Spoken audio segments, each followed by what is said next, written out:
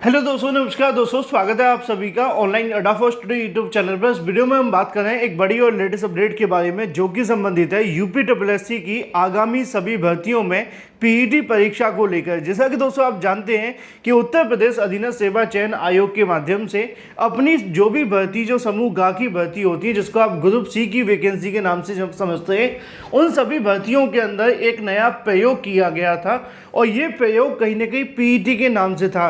अब पीईटी के वैसे तो बहुत सारे अलग अलग मतलब होते हैं, कहते हैं ना पापी पेट का सवाल है, इसके लिए काम करना पड़ता है। तो सरकार ने भी पापी पेट के लिए अपना काम किया।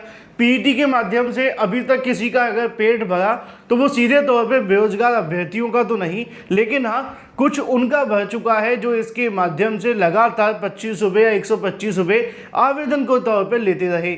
अब बार बार पीईटी की परीक्षा होती रहती है, साल में एक बार। अब साल में एक बार जब पीईटी की परीक्षा करवाई जाती है तो समस्या ये आ रही थी कि 365 दिन के लिए लगभग ये आपका स्कोर कार्ड वैलिड है।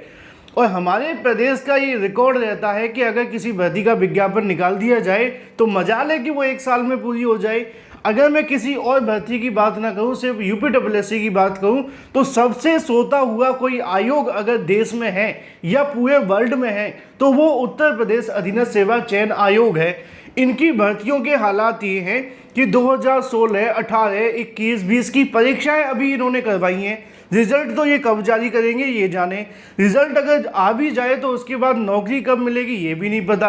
तो उत्तर प्रदेश अधीनस्थ सेवा चयन आयोग अपने आप में पहले से ही एक लेजी आयोग है। उस पर पीईटी का प्रयोग करके सोचा गया कि भर्तियों में बहुत ज़्यादा तेजी आएगी। ऐसा तो बिल्कुल भी नहीं है, क्योंकि उत्तर प्रदेश अधीनस्थ सेवा चयन आयोग की पीईटी के बाद में भर्तियों में कोई बहुत ज़्यादा बौछार देखने के लिए नहीं मिली है।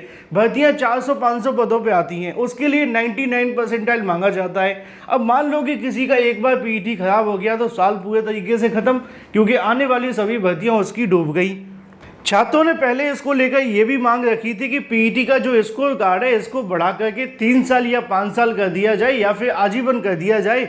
आप चाहे साल में 2 बार पीईटी करा लो, लेकिन इसको क्या है कि बार बार कहीं ना कहीं देने से दिक्कत ये आ रही थी कि सभी अभ्यर्थियों को बार बार पीईटी देना पड़ेगा।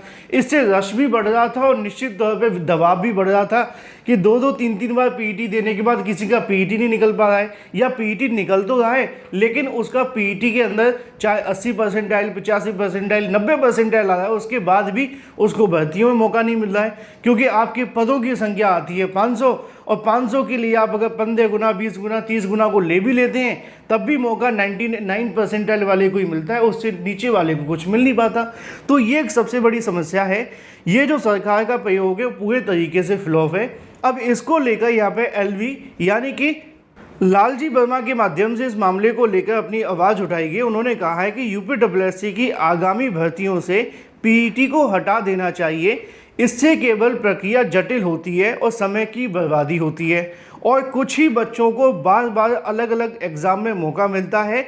इसमें ज़्यादातर बच्चे शामिल नहीं हो पाते या शामिल होने से छूट जाते हैं। ये बात बिल्कुल सही है। मैं इसको पहले भी कई बार कहा था जब पीईटी आया था कि पीईटी के अंदर क्या होना चाहिए, या तो एक कट ऑफ होनी चाहिए। अगर कोई कट ऑफ होगी कि इस कट ऑफ से ऊपर वाले अभ्यर्थी हर परीक्षा में बैठेंगे तो निश्चित तौर पे बेनिफिट मिलेगा, लेकिन आयोग ने इस बात को स्वीकार नहीं किया। फिर कहा कि चलो इसका स्कोर कार्ड की जो डेट है वो बढ़ा दो, समय सीमा बढ़ा दो, है ना, 1 साल से बढ़ा करके 4 साल कर दो। इस बात को भी उन्होंने स्वीकार नहीं किया। तो निश्चित तौर पर अब ये मामला काफ़ी ज़्यादा पेचीदा हो चुका है।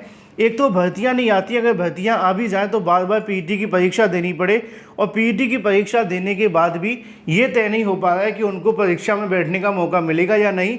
तो इससे अच्छा तो ये है कि या तो पीईटी बंद कर दो या फिर इसमें कुछ ऐसे संशोधन कर दो जिसके माध्यम से इसमें कुछ बदलाव हो जाए, और बदलाव होने से जो प्रतियोगी छात्र बार बार पीईटी के नाम पर शोषण हो रहा है वो रुक सके। अगर आप भी सहमत हैं इस बात को लेकर तो इस वीडियो को शेयर अवश्य कर देना।